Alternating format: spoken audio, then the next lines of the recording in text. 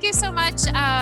We are excited to have you here for our third episode in Evolve 2021 webinar series. And our topic today is preparing students to create meaningful connections with supervisors. Okay, so this is, I think, a very important topic that we wanted to speak about, as students will be embarking on in-person, remote, and hybrid internships this summer around the world. My name is Sabrina Stark, and I'm the University Partnership Manager for Absolute Internship. We are based in Barcelona, Spain, so it's a pleasure to be with you all today. Just to give you a quick overview of Absolute Internship, we have been running since 2009.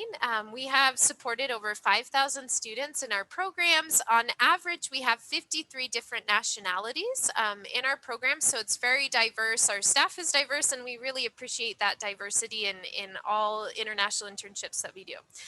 We work with over 800 companies worldwide in 30 different industries. So here you have an overview of where all our cities are today. We will be speaking specifically with host company in Spain. We also have Sweden today and Ireland. Okay, so we're very excited to have internship supervisors from these locations that have also worked around the world and not just in those locations.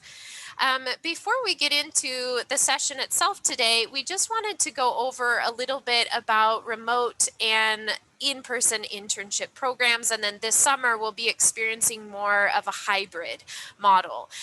So we just wanted to give some overview on data that we've seen on our end at Absolute Internship in terms of program similarities and program differences, as you probably know, between remote and in-person experiences. So we wanted to really point out the overall program experience, and this has been surprising for us in terms of student satisfaction and enjoyment in their internships. In person, you can see that students, like 56% love their internship, about 36% are like, yeah, it's good, and 7% is like, it could have been better, right? And then in the remote internship, we found that there's a higher percentage, so it's 60% that really love their program, and then 28.5% that were like, yeah, this was pretty good, and then just over 10% they were like, this wasn't really what I was hoping, right? And we have seen a difference between students that were going to travel and then they switch to a remote, that they tend to be a bit more dissatisfied with their internship experience than students who came to the beginning wanting to do a remote internship. Okay, so we just wanted to share some of that we thought was interesting. And then in terms of their internship placement, you can see here how they were rated. Of course, you have more variables in terms of whether it's in person or remote. So in person, you have the office space, the commute to where they're going, the overall experience of the city that they're in. That's going to be taking into consideration their internship placement and also the work environment that isn't as much of a play in the remote internship aspect. So surprisingly, we found that internship placement satisfaction was over 76%, very high for remote students. So that's something we were really happy to see, because I think back when people really started doing remote internships in 2020 because of COVID, everyone was unsure of how this would go and if students would even like these types of internships. So we'd like to say that yes, they have been very happy with their placements. And then in terms of work environment, the remote internship actually rated higher than the in-person internship. And again, I think that's just the factors of maybe students are expecting a different work physical space, or the commute that they have to do, or the host city that they're in, okay? Which isn't as big of a factor as when you're doing it from home. Okay, and then just here's some of our recommendations in terms of advising students on how to connect with their supervisors, and then we're going to speak with our experts today on their specific advice. We broke this down into in-person, hybrid, and remote internships, and what we thought was the most important thing when speaking with students about their experiences. So, for example, in person, of course, you have the ability to connect over a quick coffee, a lunch. You have these these little informal opportunities to meet and to really get to know your supervisor. You're able to participate fully in the company events, work culture. You can volunteer for extra tasks. If you hear that people need help, it's easy to be, hey, I'm available. You can also stay later if needed or come in early. It's very easy to be flexible in that sense.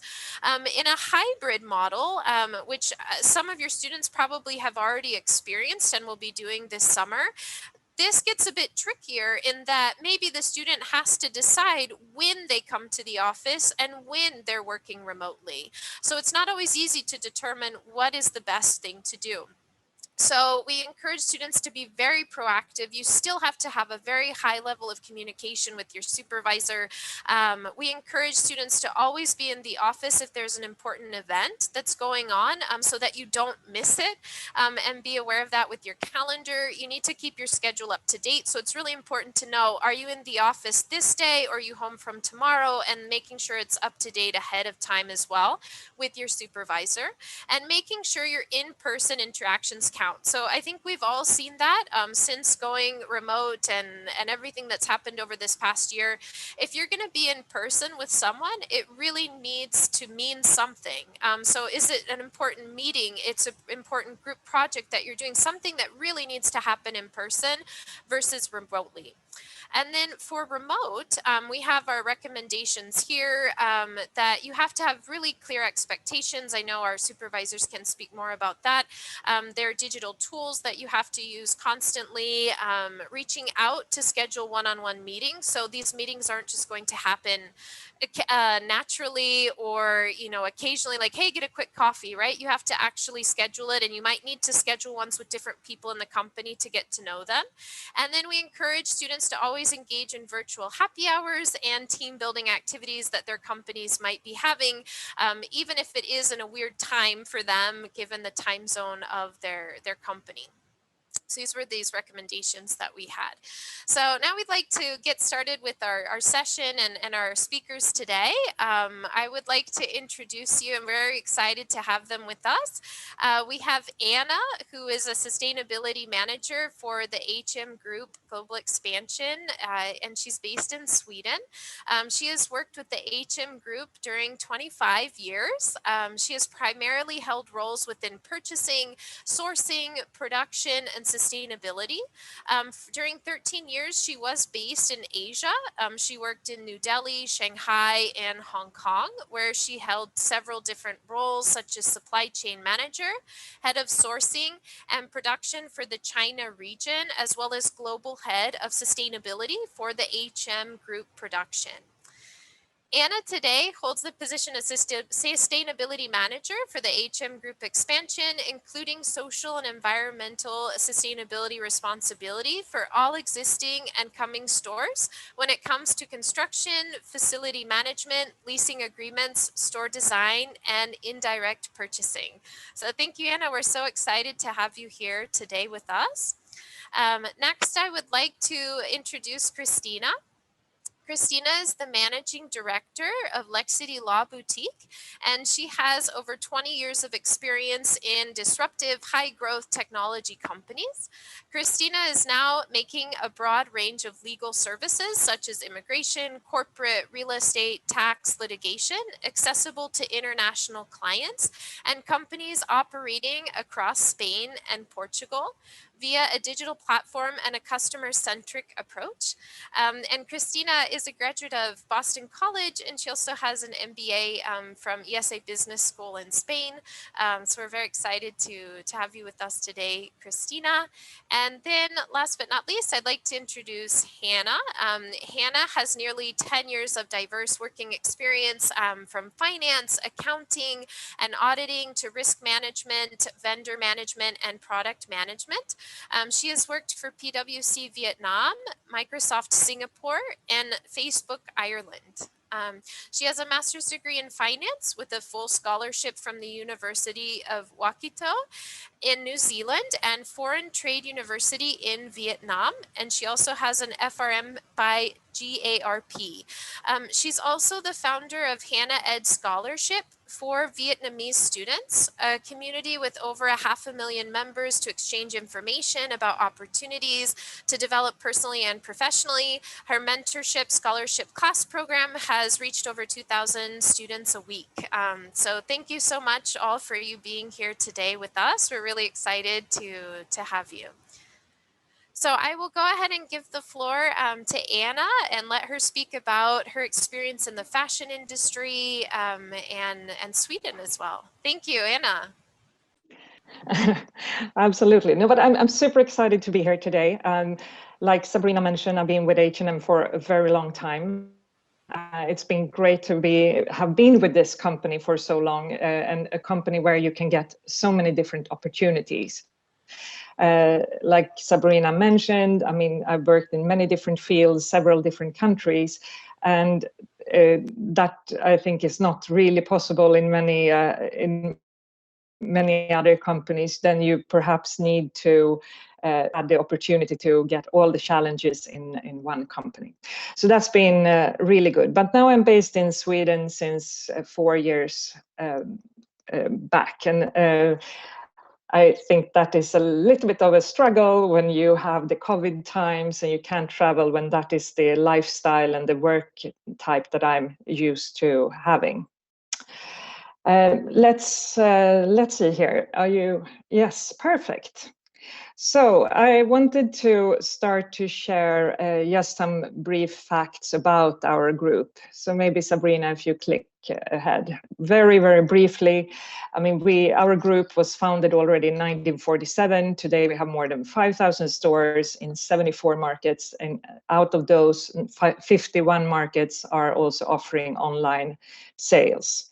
The net sales was last year 232 billion Swedish krona, and kind of a cool fact, I believe, is that we have 795 million in-store transaction in a year, and the figure here with 93 million will surely increase a lot when we look at the new updated data after the COVID year.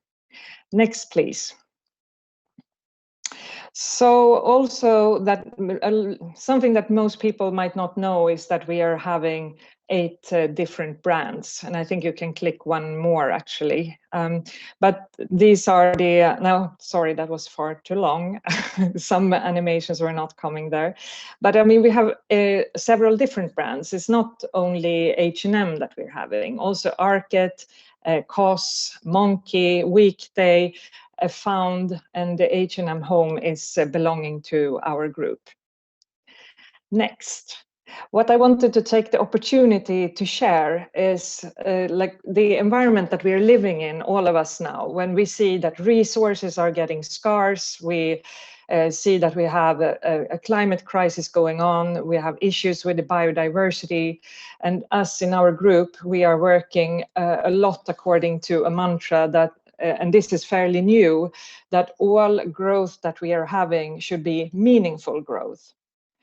And Sabrina, if you click one more, we are then, to create this meaningful growth, we are working with what we call the circular ecosystem, where we are working towards making sure that all products, not only the of course, they are the major ones, the products we sell in the store, but also like store interior, construction materials, and so forth, that all products we are created to last and be possible to, that they can be reusable, repairable, or recyclable. And that the materials we are using are also coming from recycled or sustainably sourced materials. It's also very important to address the supply chain. In all the factories that we are using, we need to see that we're having only renewable energy. We don't own any factories, so here we have to have a very close collaboration with our suppliers and factories. We are working a lot towards having a circular production processes and material flows. And working a lot with AI to make sure that we are only buying and producing what we need and what we can sell, so that we are not ending up with a lot of leftover production, meaning we use resources unnecessarily. Then it's also very important to address the customer journey. Of course, that we're building our stores in a resource and CO2 efficient way, but also that the products in there are reused, repaired, and or recycled. Take an example now when a lot of stores have to close and online is becoming the bigger source for retail. Of what do we do with all this interior? In the past, we've never been in this situation, but now we of course have to think new. So we are working a lot with reuse of interior into new or rebuild stores. Some repair or refurbishment might have to take place, but we can't just remove the old and in with the new. We need to be more responsible with the resources, but also that we make sure that all our customers get a smooth journey when it comes to circular customer behavior. That we can offer services within rental, we can offer services within taking care of your product, repairing your clothing, but also various type of re-commerce. And this is something we are trying in different formats in different countries, and we are scaling it up. Next, please. Coming more into then the topic of today's presentation, I believe that it's something that is very different within the H&M culture is that we, oh sorry, now I'm struggling again here. That we somehow are expected to take lead, take initiatives, come with suggestions and solutions. It's not really that the manager is sitting there and all the decisions and initiatives. I think it's very good to think about being entrepreneurial in your role, that you come with new inputs. And I also think that is something that's extremely valuable normally when we have interns, because you're coming from the academic world, you normally have a lot of great ideas that we want to be able to take part of. And then I was touching on it before, especially in the fashion industry, particularly in Sweden. I don't know if it is like that, but sustainability is everywhere. I was listening into our latest trend presentation for 2022 the other day, and every trend we're presenting are having sustainability, reuse, circularity in one way or another. It's super cool, and it's totally different compared to what it has been. Even in the future, people will want to dress their buy new clothes and express themselves. But we have to do so perhaps in a new way. Not that it's a newly produced product, but rather maybe a second-hand product, or we can have a rental product when we go for that wedding. We don't have to buy a new dress. So that's sustainability is really on the map in Sweden and in the fashion industry. In Sweden, I also think that we have a very low hierarchy when we are working. It's expected also to reach out across, not necessarily that you have to go to your manager and they go to another manager to come down to a person in another organization. You're expected to work across and take initiatives there. Then something that I think is super challenging, especially maybe after the years in Asia. In Sweden, everything is about consensus. We sit and we discuss, we come with ideas, and we're going to come to a decision. And unless everyone agrees, we're not going to come to that decision. And even sometimes, of course, you have to make decisions anyway. And there is a tendency that people who are not standing behind it, they backtalk the decision, or they don't respect the decision. So this is, but something we are aware of as well, and hence we can work around it and have plans for it. Because what I wanted to share, yes, quickly then, but I saw before that there was also some questions about how to be successful in remote meetings. And yes, my learnings from the previous years is number one, always camera on. Always, always, always. Use different interactive digital tools that's to to get the energy up and really get brainstorming going. That's super important. That you can also work very actively with various breakout sessions. So you come fewer people in small groups and coming back into different forums. That's been very efficient for us. And also you can squeeze in different type of kind of temperature checks through small live surveys, so that you see where are you going, are you reaching through with the message that you want to convey. So I guess that's what I wanted to share. Thank you very much. Thank you, Anna. And I just wanted to ask you before we move on to Christina. I know I was telling you before we started, Stockholm is actually one of our top programs because students love the way that Swedish companies work. They love the lower hierarchy, the consensus, the working with their supervisors. And I know you said that you've been pretty much completely remote this past year, and I'm not sure how many people you supervise in your position, and it's all remote now. So I was wondering if you could just speak a little bit about the dynamics of that, and maybe anything that has changed for you since becoming fully remote in your position right now. Yeah, like I said to you, yeah, I've been to office 5 days in a full year. And March last year, I had COVID. I started off in a really rough way. But I see so many positive things with working remote. So I will have a hard time to go back if that's, but I don't think it will ever be go back, to be honest. It's been fantastic. In my role, like Sabrina mentioned, I work with our 5,000 plus stores around the globe. This year, since anyone can be invited to the meetings, of course, that was possible before as well, but we were somehow then physically having meetings here in Stockholm, or we were traveling somewhere to have meetings with others. Now we couldn't do this anymore.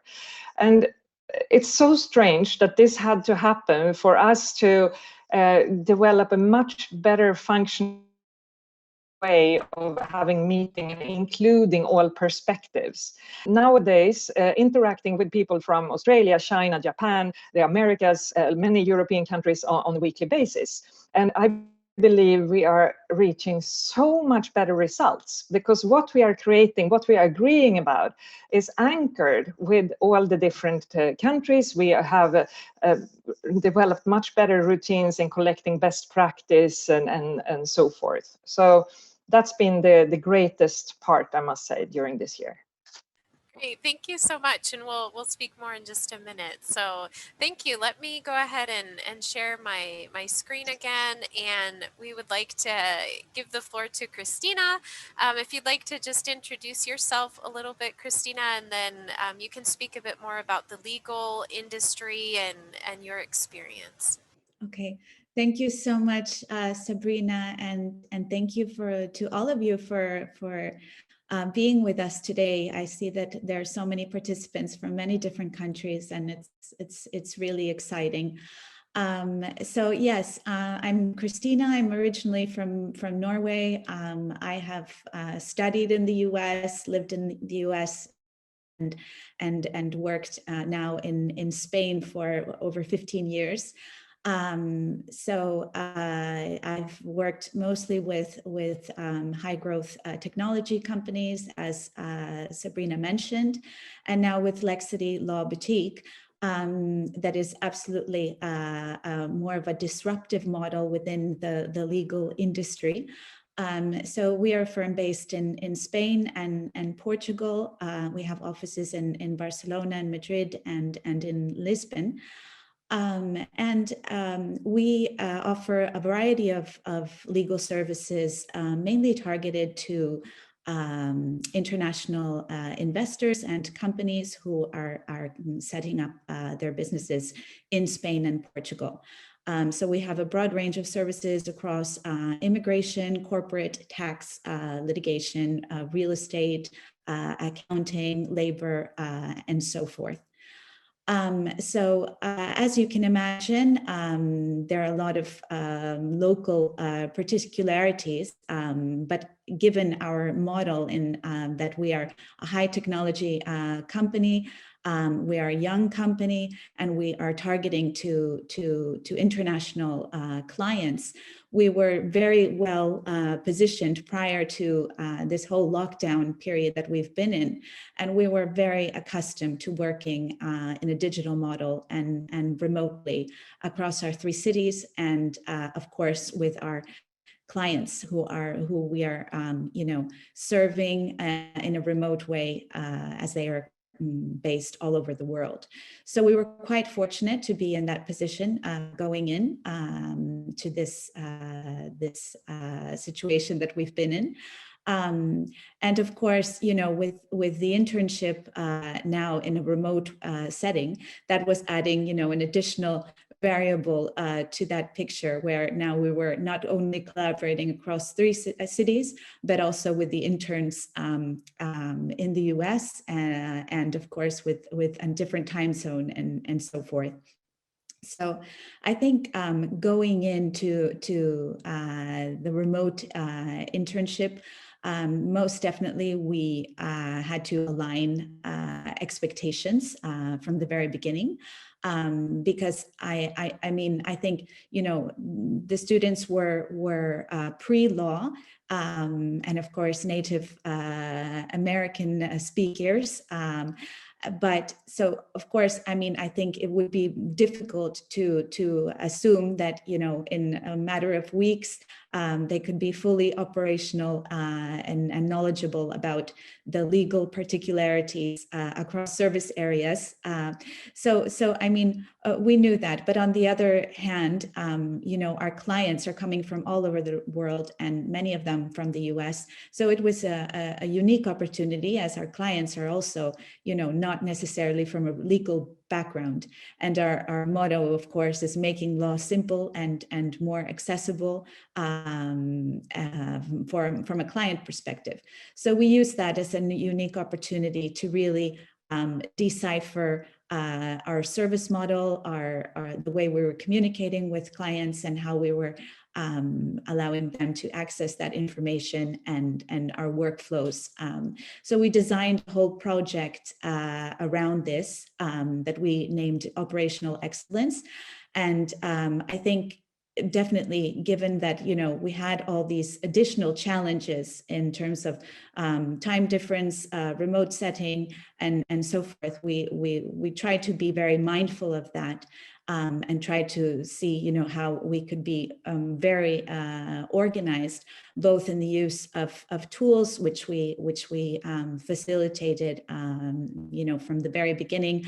And we were working with both video conferencing models and giving access to all our digital tools, both in document sharing, our CRM, our project management, and so forth, and our chats and so forth. So I think that was really important. But also in terms of a project design, we had that set up very from the beginning in terms of the full project layout, where we did a full Zoom going over each legal service area within a 2-3 week period. So we structured the project in a way where we always started out with a learning and development session that we always facilitated in a classroom environment, also so that it could be, a win-win from both ends, where our trainees were able to have a deep dive into the legal service area, and of course a Q&A with the team, and had access to learning materials. And then we would have a very structured program where they would have both individual sessions with the people involved from different departments, and of course were a part of the dynamic to be able to, deep dive into what the customer experience is. So they were part of, you know, the loop in some of those communications. They helped us revise, you know, templates and a communication material and some documents. And also implementing those in our CRM and other tools. So I think it was very, very useful to have that kind of fresh American non-legal perspective to really, you know, deep dive and make those changes. And I think, you know, it really super exceeded our expectations going in, and just seeing, you know, it was very valuable to get that, you know, fresh perspective. So I would say also in terms of some local particularities here, of course, we are an international company. As I mentioned, we have employees who have worked abroad, who are coming from different geographies, both the Americas and Northern and Southern Europe, which I think is more and more common. But absolutely, you know, we are adapted to the local environment. And typically in Spain and Portugal, I would say, you know, maybe it is true that, you know, it's probably more of an unstructured environment, but absolutely going into the project, we tried to make it really structured, because, you know, you have these challenges in a remote setting where you really want to facilitate everything and make it as structured as possible to make that possible. And I would also say that probably our meetings are more, maybe longer lasting than in other countries, where maybe more in the Nordics or in the Americas, where you're going more straight to the point. It is true that more in the Mediterranean countries, you know, you have a lot of people who are very passionate about different topics, and even though it may not necessarily be on the agenda, then you will absolutely, you know, if it's worthwhile, you're definitely allowed to dive and question absolutely everything. So, but of course, for us, it was good to have, you know, a different perspective and seeing, you know, how incredibly efficient our interns from the US were in our meetings, and just, you know, in deadlines and deliverables. So it was, I think it was really refreshing from that standpoint as well.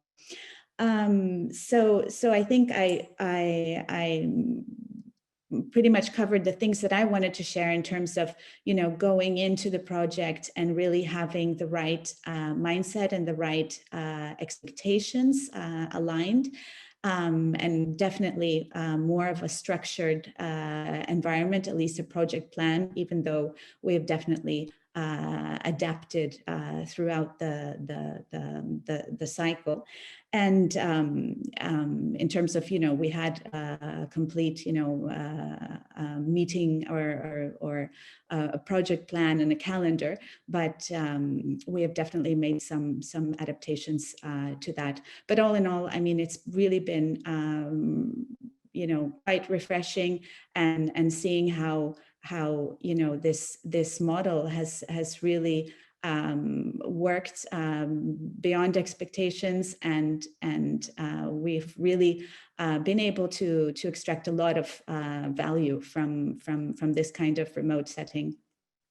Thank you, Christina. Yeah, you hit on a very important note about the structure of your internship and all the thought that you really put into the project. I know that might not be the standard for all Spanish or Portuguese-based type of work and companies, because there's a big cultural difference there that I know many of our students can find challenging in their internships, and finding a way, like, how do I create more structure for myself with my supervisor who, you know, might not have, like, follow the set agenda, or they want to talk about certain issues that are really important to them. And so that was interesting to hear, you know, the way that you've approached the internships.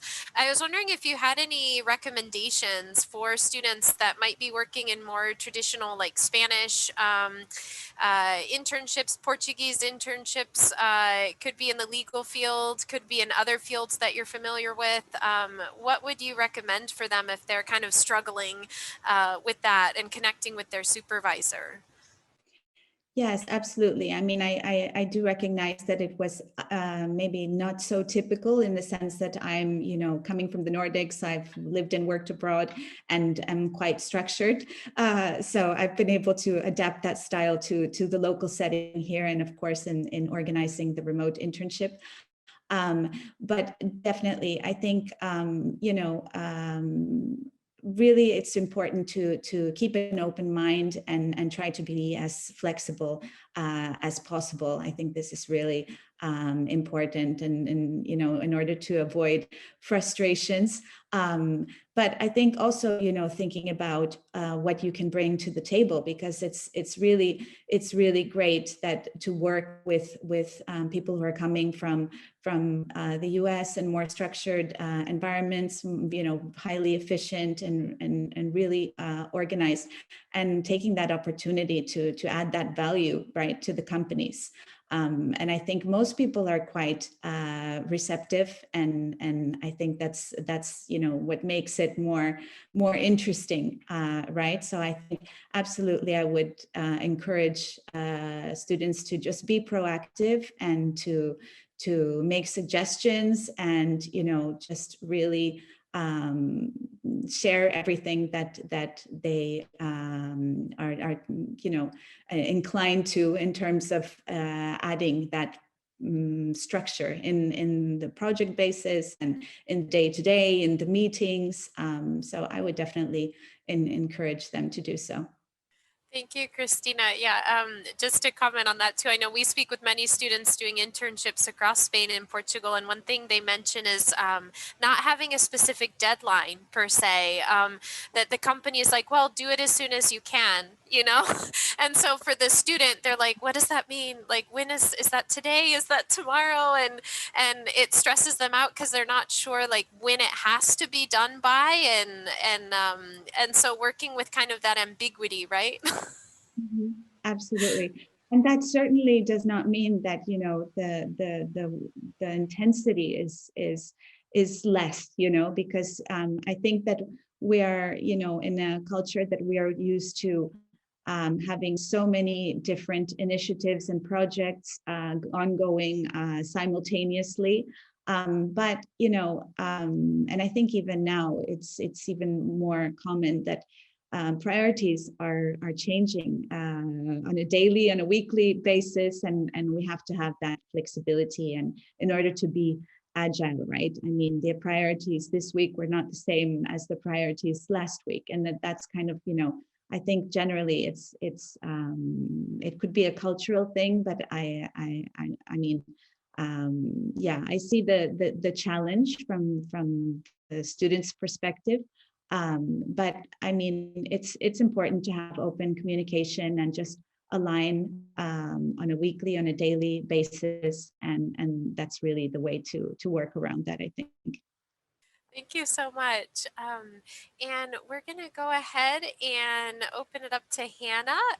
Thank you so much for being here today. We'd really like to hear your thoughts on internships in internet and tech, startup industries. I know you've had experience in many different companies.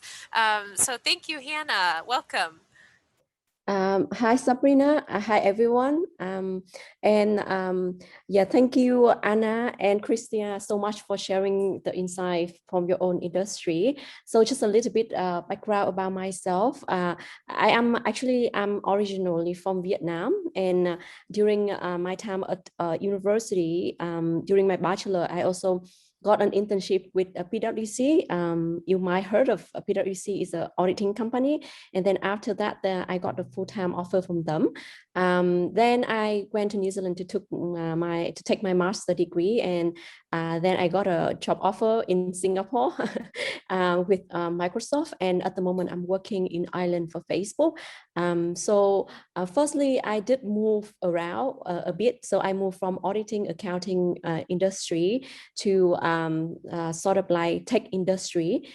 So just I think my first takeaway is that like regardless of your background, I think that you do have a lot of opportunity in the future for your internship and for your full-time job as well. And secondly, a little bit about insight of how tech industry and how is the culture in big tech company. So I think I see a lot of similarity with what Anna and Christina have share with us. Firstly, of course, because of COVID-19, we have been working remotely for I think, yes, for a year already. And for Facebook, we also continue to work from home until July this year. I'm not sure whether it's going to be longer, but we do have some sort of plan to make work from home is more flexible for all the employees. And in a tech company, people come to work in Facebook in like many different sort of like background. Like for example, like me, I have a finance and accounting background, but a lot of my colleagues, they have very variable, like they're from accounting, auditing, they're from finance, they're from public policy, they're from NGO. So I think that when you apply to a tech company, they really look at your transferable skill plus like how diverse and your background is. So you also don't need to worry too much about like, oh, I don't know how to code. I'm not a software engineer, so how I can land a job in a tech company. And in terms of culture, so normally in a tech company, they really encourage you to find problem and solve it.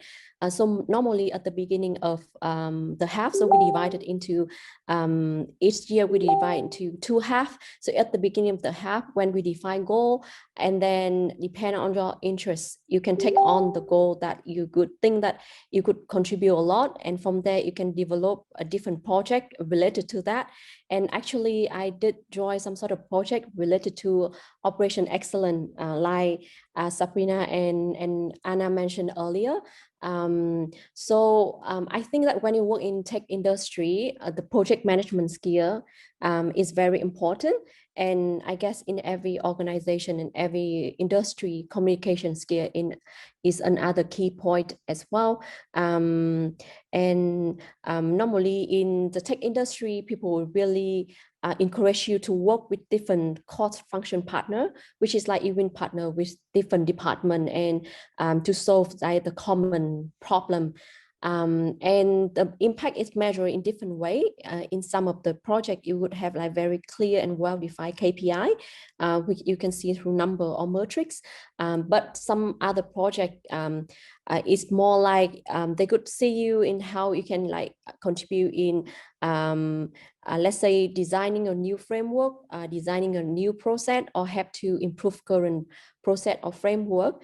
And one of the things that I could like to mention when you work in a tech company is that normally within where as long as you work within certain amount of time, for example, in Facebook, if you work for company for a year, then you could have the choice to move to other department, and the company like totally support for you, like as long as you see that another opportunity of growth in the company, you see another role that fit with your career goal and your strength. And of course, you have to go through all the application and interview process. You can totally move to another position within the company. And people who work in tech industry is kind of very easy for them to move around, I guess, with any other industry. So a lot of people after working with Facebook, they move to other tech giant company like Google as well, and recently TikTok. And of course, Sabrina mentioned about startup. So startup is another sort of choice for people who work in like a tech company or big tech company. If they want to change a little bit about the environment, they can also easily get a job opportunity with another tech or startup company. So I think those are the main things that I would like to share with all of you at this moment. But like, feel free if you have any question for me related to the internship opportunity as well as career opportunity in a tech company. Thank you, Hannah. I did want to ask, since you've had so much experience living and working across different cultures, what recommendations do you have in working cross-culturally with a supervisor who's a different culture than you, as many of our students are in that situation of international internship and they might not be as familiar with the culture, and how do they work effectively with a supervisor? Yeah, that's a very interesting question because I started my job in Vietnam, and in Singapore. I did work for a 3-month project in New Zealand as well, and now in Europe. And for example, like within Facebook, Facebook is a very fast moving environment. So since I joined Facebook, I have changed my supervisor 3 times, and my manager is they are from Asia, they from South America, they from Europe as well. So I think one of the thing is like you should be like very open to talk to your manager. Like when you first started the internship or the job, openly talk with your manager and understand what is their expectation. And normally they would, let's say if in first 3 months or first 6 months, they could give you a certain set of expectations. So that is the baseline for you. But secondly, you can also ask for the feedback very often. Like for example, like you could, in most of the company, you could have one-on-one or bi-weekly meeting. And so during those meetings, you should also ask very proactively, ask for their feedback, like what do they think about the job, what do you need to improve, what do you think like the project can be suitable for your strength, and of course communicate. It's incorporating that, but communicate what you want during the internship or during the course of work. And if you have any problem, just open to share with them. And I think one of the things is observation as well, because sometimes if through the observation you would know like how the manager is dealing with the team. Like let's say if they have certain sort of goal or project or problem, just observe on how they communicate to the team, how they solve the problem and what is their approach. And then you could see like the difference in the style of different manager. Like some manager would like you to be very detailed in the work that you do, but some manager just let you have autonomy on what you're doing and just give you a very general instruction. So I think it's very important that just observe like at work, and also maybe you can also talk with the people in the team who have the same manager as well. So I think those are the way that I have been using when I have to work with different supervisors. Thank you. And I wanted to ask, I know you mentioned the part about being more autonomous, which I think many of our students feel when they're in their internships, is that, wow, I'm given a lot more autonomy than I'm used to, like in a class setting. I'm used to having my professor, tell me when assignments are due. I have a syllabus. I know exactly what's going to happen next week. I know what's going to happen a month from now. And of course, in an internship, that may or may not be the case. So how would you recommend students approach those situations where the supervisor is a bit more vague, they give you more autonomy, and the student is a bit like unsure of how to move forward?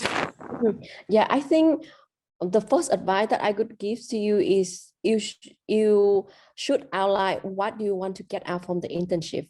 So let's say, for example, from this internship, you want to understand how the industry or how the job is going, or you just want to improve your skill, or you want to improve your networking. So understand what you want from the job is one of the very key things. So that like if they give you less amount of work that you expected, or they give you more amount of work that you expected, then you could also have some sort of thing that you would know like, okay, this is what I want, or this is what I don't want. So that's the first step. So for example, like when I got my internship, it's very important for me that I want to see like how my lesson in class apply to a real case. I want to talk to more of my senior to understand like how they've been going through all the years that they've been joining the company. And I also want to understand what is the opportunity for me to convert from internship to a full-time position. So that is the first thing. And that is the second thing is that you have to you have to accept that when you go to workplace, there's going to be a lot of ambiguity. So it has to be the fact and that you have to accept. So sometimes if the supervisor give you a task, my advice, you should go beyond the task. Like, don't just like complete, okay, this is, you give me this task, I just complete it, then I'm done. But always proactively, like, so what I can do more, what I can learn more. At the end of the day, I think it's just all bring benefit to you. Yeah. Amazing. Thank you so much. And we're going to just transition now to questions. We got a lot of questions before the session from different attendees. So I wanted to ask all three of you kind of what your thoughts were. One popular question was, how do you deal with toxic supervisors, negative supervisors, or just that you feel that it's not, you know, what you were wanting it to be? It doesn't feel like a productive relationship, but of course you're in this internship and you need to complete it and it's important for you. So what tips do you all have for this? Okay, let me start. My tip is, number one, not to let it go for too long before you deal with it. If you feel that something is wrong, I think you should really deal with it as soon as possible. But also that be very clear with your feedback and make it somehow personal to that supervisor, that when you are acting like this, you make me feel useless or whatever. So, I mean, he could never take away from you, he or she could never take away from you what you are experiencing or what you are feeling. And also, of course, but at the same time, avoid doing this with a lot of emotions involved. But the number one is really to tackle it as soon as possible. That's what I would like to say. Yes, absolutely. No, I agree. These situations shouldn't be avoided, but I mean, unfortunately, they happen all too often. I think everyone at some point at their career have had to deal with these uncomfortable situations. You know, there can always be a toxic person in anywhere, in any company. So, I mean, it definitely allows you for growth, because part of, the human aspect in working environments is so important, right? And so you have to learn how to deal with these situations. And absolutely, I think it's a good idea to address it. Of course, coming from a place of empathy and treading carefully. And also, you know, not blaming yourself, knowing that, I mean, sometimes these things can happen because of so many other unrelated circumstances, right? So you just have to come from a good place and address it and see if there's anything you can do. And luckily in most internships, I think you're dealing with not just one person, but dealing with team and different departments. So you can, if you're finding this, you can try to find natural ways to kind of migrate to other people and, you know, take initiative to move around and reorganize the priorities and so forth, to kind of gravitate towards other people. And yes, I mean, I think, you know, and it's unfortunate, but they have to be dealt with, and just, you know, tread carefully and be empathetic and yeah, that's what I would say.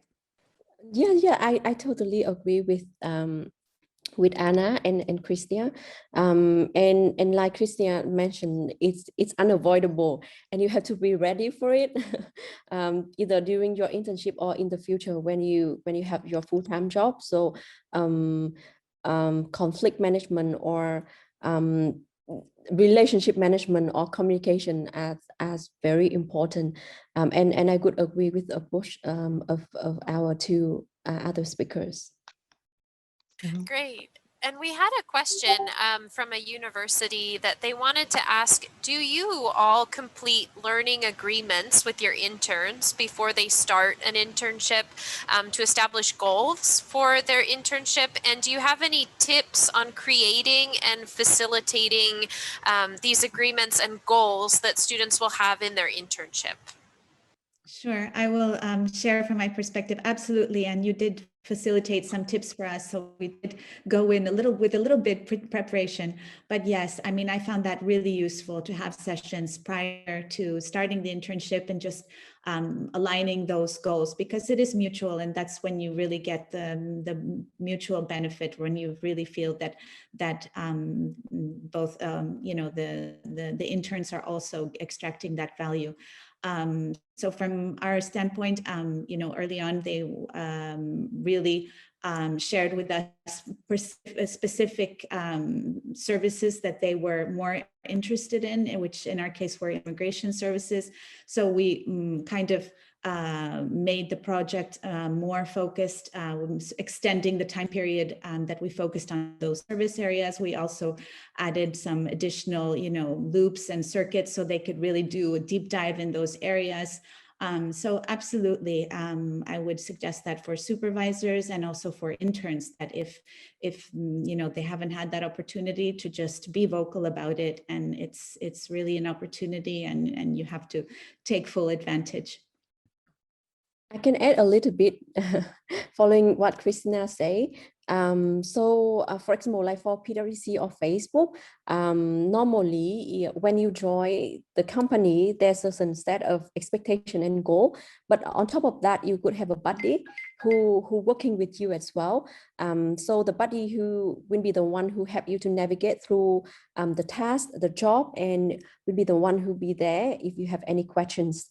So I think I just want to add a little bit of sort of like not really like expectation or the goal, but it's related to the further support that the company can provide for you during the internship.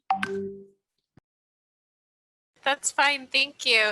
And we had someone else who asked, what topics can colleges or universities better coach students on to improve the early stage of relationship with the supervisor? So how can universities, professionals that are working with students before they start an internship, what would you suggest that they really work on before they start working with their supervisor, which will probably be a different relationship than the one they currently are used to? Maybe I can add a little bit about this. Maybe I think before you start any position or any job, spend more time to find out more about the company and the role, what the company is doing, what the roles, what the role or the department that you're going to intern, normally what they're going to do. Like I mentioned before, like for example, in tech company, normally they would have a goal at the beginning of the half. So find out what is the goal and what is the focus of the department and the company. And also, if you have any connection, let's say if you have, if you know someone working in the company through LinkedIn or your friends or maybe other connection, you can just catch up with them, like for a virtual coffee or something, just to understand more about the role and the position and the department, the company as well. Yes, I absolutely agree that you know, preparation is really key, and especially first impressions. You know, I mean, I think you always remember when you first meet someone, and you know, especially with the interns, when you're really getting to know them in that kind of interview setting, and really understanding what their expectations are and what their goals are. I think that's really important to be prepared for that very first moment. Thank you. And I wanted to ask you all, I know you have been doing a lot of remote work since this past year, and you might be going to a hybrid model in the future. I know, Anna, you were saying that maybe many people in Sweden don't want to do that. They really like the remote work. So I was wondering if you guys could just speak a little bit about kind of what it might look like in the next 6 to 12 months in your locations for, you know, being in the office or working remotely or starting to do a hybrid, kind of what your predictions are in the next 6 to 12 months for you? I mean, until summer, and I would say after summer, everyone is working from home. And I think it really depends on what your family situation is, if you how you prefer to work. But it's very clear that we're not coming back to the normal. I would say we're moving from saying that you have a working place to a working space, and that can be anywhere. Like we are relocating our offices right now, but it becomes more flexible. If you like to sit in the city location one day because you're having meetings with functions that are there, or you want to sit in a more creative based office with huge meeting rooms. So I think it's a lot about that. The office has to offer something new in the future. Depending on what task you are having that particular day, you can go to different locations. But it's, I mean, now we know the tools, we know how to work remote. So there will be some type of hybrid for sure in the future with a high flexibility. Yes, I agree. It's going to be absolutely hybrid. I can say from our perspective, you know, we have a very young team, and I see that, you know, our employees really in the cities where we have been working more remotely, it's, you know, people are really missing the office. They're missing that connection and really trying to find really fun and innovative ways to have that engagement. And we're doing team building remotely and in the office when we have the opportunity to do so. And we're just being very creative about how we can make our offices more beautiful, more, you know, exciting, and thinking of team building events and really, you know, drawing the employees to the office. But it's also happening naturally, right? Because I think more and more in all industries, you need collaboration, and you know, to a certain degree, you try to extend that to the remote environment. But luckily, I think a lot of employees are still liking the in-office and missing that as well. And Hannah, what do you think moving forward? I know there's been a lot in the news about Facebook and other companies moving to flex work, you know, not going back to the office. What are you seeing for the next 6 to 12 months on your end? Okay, so I think I have the same feeling with Anna, because I've been working at home and I'm so comfortable working at home for so long. So thinking going back to the office is also kind of challenging for myself, and also consider the time that I can save on commute. So that's a great advantage as well. But on the contrary, a lot of people working at Facebook or Google really want to go back to the office because, you know, like in the office, you can meet people and you can have chat and you can have coffee. And of course, like you don't need to worry much about cooking your own food. But I think for Facebook at the moment, they are still considering a lot of different factors. But for example, like in Singapore, the office in Singapore is already open, but it just you have to take turn to come back to the office. Like not everyone come back to the office at the same time, but let's say if certain team come back on 2 days and the other team come back on 2 other days. So that is one of the options that we're having at the moment. At certain position and certain level of work, you have the option to choose to work from home permanently, but it's really depend on the position, the work, and also where you locate as well. And also people are discussing about the opportunity that they can go back to their own country to work, but it's still in a lot of discussion because, you know, it's also related to tax, resident, and other stuff as well. But like last year, Facebook did allow us to go back to our home country to stay and work there for like certain amount of time, let's say for 1 or 2 months. But I think that in the future, there are going to be a lot of discussion and a lot of change about like whether we're going to work in the office or we're going to work from home, whether we're going to work in the office just a couple of days or work from home permanently. But yes, I think that the option to working from home and working online is become like really common for people in tech industry at the moment. Yeah. Just a short comment on and continuing what you said there, Hannah. I think one thing that's so great, and maybe for all of you now who are also students, that relocation might not be necessary for all roles in the future. So if you're not open for relocation, you can still apply for roles around the globe and still sit in your own location. Of course, there are tax issues that has to be sorted, but we have already seen, and we're hiring because we have the competence in a certain market, and the person doesn't have to relocate somewhere. The person can continue sitting where he or she is and contribute in the same good way. So I think this creates huge opportunities as well. If you don't want to relocate, or you don't have the possibility for it, you could still apply for roles in other countries. The world has become it's so much simpler in that way now. So many more possibilities. Thank you. And Anna, that leads into a question we have in the chat, and then we'll wrap up. I know we're starting to go over time. Someone asked, what makes a student competitive to get an internship in your companies, or in your case, traineeship? And then probably as well, everyone asks, and how do I get hired after doing an internship? That's their goal, that, you know, they want to get hired. Of course, you want to get hired. I mean, sometimes, okay, for us then with the traineeship, you somehow have a guarantee. But let's say that you wouldn't have that. I really think that when you leave that internship, that you stay in touch, you keep on perhaps contributing, sharing insights from your angle.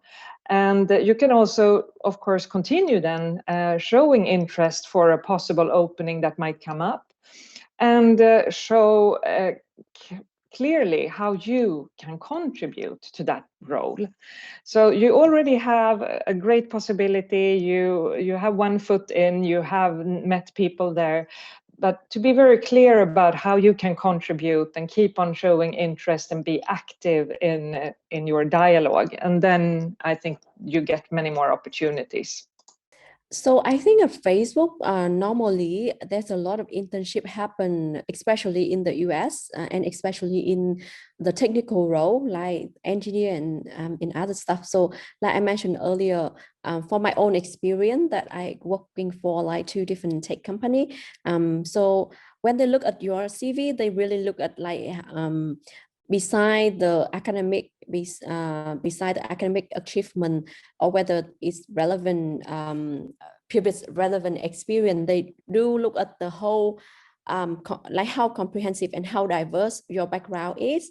So let's say if during the time that you was at college, you have different activity, for example, like you have an extracurricular activity, you participate in different organization, you also have some sort of like working experience. Is not necessary it have to be for a company. Let's say you just have your own blog, if you study coding, you just have your own website or apps that you code.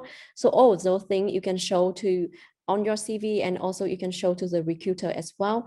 And apart from that, if you have previous experience in different country and different cultural contexts, for example, like during your study, you go exchange for 1 or 2 semesters in different countries. So I think it's also an advantage, not only in your CV, but it also can help you to work and to navigate better in a international environment working company. And of course, like during the interview process, you have to show certain of your skill, for example, like communication skill, conflict management, problem solving, critical thinking. So those are the things that I think that you can prepare from now if you want to get an internship in Facebook or in other tech company. Yes, I agree. I mean, it's becoming more and more competitive, of course, and it's not only enough to have demonstrated technical knowledge. In our case, it's both. We have both legal and business professionals. But yes, we're looking more and more for well-rounded professionals. Travels absolutely is so important for us, given that our customers are coming from all around the world, and any kind of indication that they are aligned with our values, which I mentioned is more customer-centric and innovative, and anything that you can bring from things that you have done previously. Around those things, I think is really valued. Absolutely. Thank you. And one last question here, and we'll finish up. Someone asked in the chat about kind of a concern of how will companies view students that have been studying throughout the pandemic. So maybe a concern that I won't be as prepared as another student who was able to do all of their learning in person, or I had other challenges I had to overcome. I don't know if you guys have any concerns about that. And then they're asking about COVID situation affecting internships and upcoming students and careers. From our side, we definitely say students that are able to work remotely or have shown that they're able to do remote work, and internships is definitely a head up in the process, because everything is so remote or moving to a hybrid situation. So having people being able to switch between in-person and remote working, I think is highly valued. But I was wondering what you guys thought about how companies will view students that are studying right now and that will be graduating. Is there any difference between that and students prior to COVID? I mean, not speaking perhaps about internships, but hiring people and so forth. No, generally I would say no, we're not making a difference with that. Of course, as a student, you might have missed certain parts, but that's not the difference of getting hired or not hired. I mean, myself, I have one son studying in university, one in high school. I see that they are also catching a lot of stuff in school. I know it for sure. And with this relatively short period that it has been ongoing, I wouldn't say that we would judge in any way. It's more to find the right candidate with the right personality, like you said, Christina, a person matching the company values. So that you see that this can be a good match. But that's how I see it. Yes, I agree. And I think, given what we've all been through on a global level this past year, I think we're all just making so much more effort and trying to at least, the people who contact us and reach out to us and really demonstrate that they are really motivated. I mean, I know personally people reach out to me on LinkedIn and so forth, and you really try to help students out. Sometimes, it's not even with my industry, but I do have a network of contacts, and I try to put them in touch with other people in my network. So I think, given what we've been through, we are just absolutely willing to help out in any way we can. Yeah, I just want to add a little bit from my own observation. So one of the things it might be a little bit different for the internship is, of course, like you can see like a lot of virtual internship program now, but a certain company in certain location, so they could prefer the student who's studying in that location. I can give an example. For example, like in Singapore, because of the COVID, so there was a time that the country had to be closed, and when the company recruit for full-time position and internship, they prioritize the student who graduate from Singapore more than from other countries, just basically because like it's very difficult to get the flight in as well as the visa in the country. So I think that it's just one of the things that I can see the change because of COVID-19 for the internship. Great, thank you so much. Well, we really appreciate all of your time today. It was truly a pleasure to have you with us, Anna, Christina, and Hannah today. Thank you so much for sharing your insights and encouragement as well. Thank you so much for your time. We're going to go ahead and end our session. We did go a bit over, so apologies for that. But thank you again for spending part of your day with us. It was a pleasure. Thank you. Yeah, thank you. Thank you so much, and good luck with your internship.